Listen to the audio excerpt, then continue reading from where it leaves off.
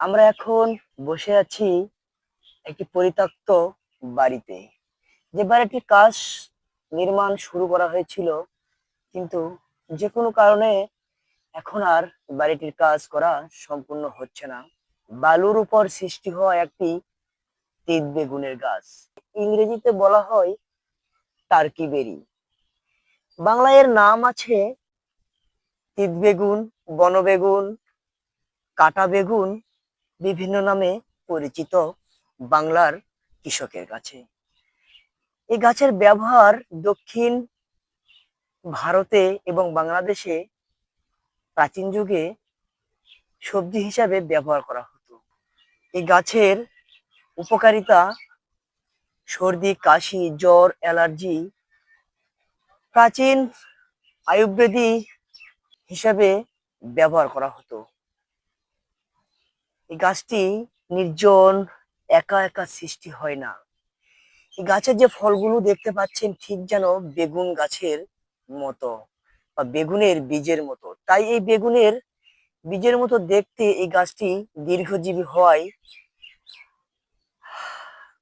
দক্ষিণ এশিয়ার কৃষকরা এই গাছকে সাধারণ আমরা সবজি হিসেবে যে বেগুনটি বাজারে কৃষকরা চাষ করে, সেই বেগুনের গাছের সাথে বিট করাতো বা কলম তৈরি করতো।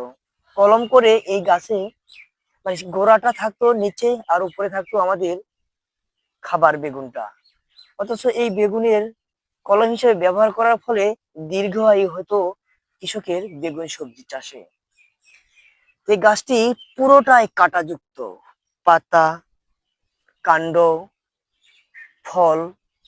যখন ফলটা পেকে যায় তখন কাঁটাগুলো উপরে চলে আসে আর এই ফল থেকে কাঁটাগুলো সরিয়ে যায়। তখন এ ধরনের একটি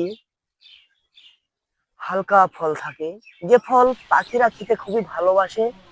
খাওয়ার পরে আর একটি জায়গায় মলমূত্র ত্যাগ করে সেখান থেকে আবার গাছের জন্ম হয়। কোনো ব্যবহার না হলেও আকর্ষণ করে, ঠিক যেন বেগুনের ফুলের মতো।